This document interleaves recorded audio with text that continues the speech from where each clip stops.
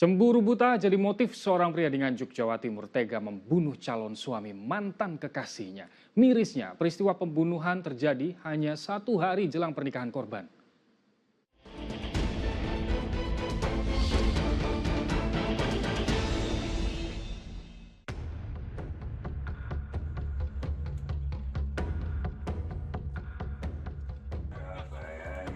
Suasana di Desa Ketandan, Kecamatan Lengkong, Nganjuk, Jawa Timur mencekam saat aparat kepolisian melakukan olah TKP kasus pembunuhan di lahan kosong dekat permukiman warga.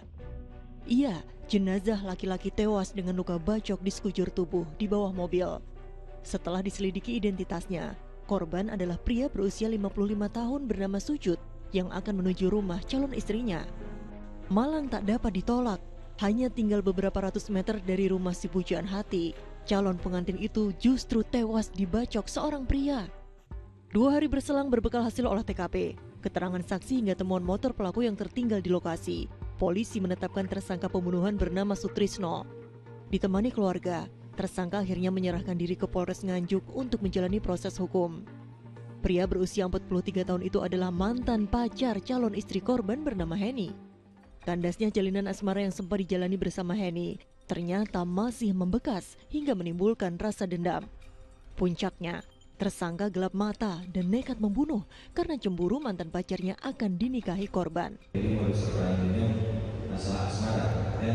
Kemudian calon istri korban selama 1 bulan, kemudian korban sekira seminggu sebelum kejadian saat berpapasan dengan tersangka, korban meneriaki atau mengejek tersangka sambil mengangkat lengan tangan dengan jemari mengepal hingga membuat tersangka marah dan sakit hati, kemudian merencanakan untuk melakukan pembunuhan. Kematian calon suami membawa duka mendalam bagi Heni. Acara pernikahan yang dinantikan pun sirna. Wanita berusia 35 tahun tak menyangka kisah percintaan dengan pelaku yang sudah berakhir 1 tahun lalu berujung dendam. Nggih, tiyang niku sabar, penyayang, gemati kalih yoga kula. Nggih terpukul. Sedih, Pak ya? Nggih. Terus Amargi kan hari Minggu pun acara. acara nikah. Nggih. Jadi persiapan pernikahan Nggih. matang ya? Nggih sampun. Peristiwa berdarah berujung maut terjadi 1 hari menjelang ijab kabul kedua mempelai.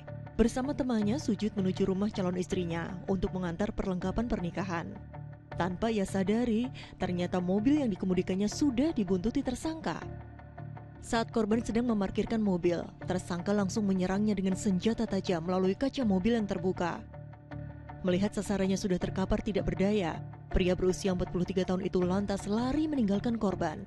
Akibat perbuatan keji yang dilakukan, tersangka dijerat dengan ancaman hukuman mati atau penjara seumur hidup. Tim Liputan melaporkan.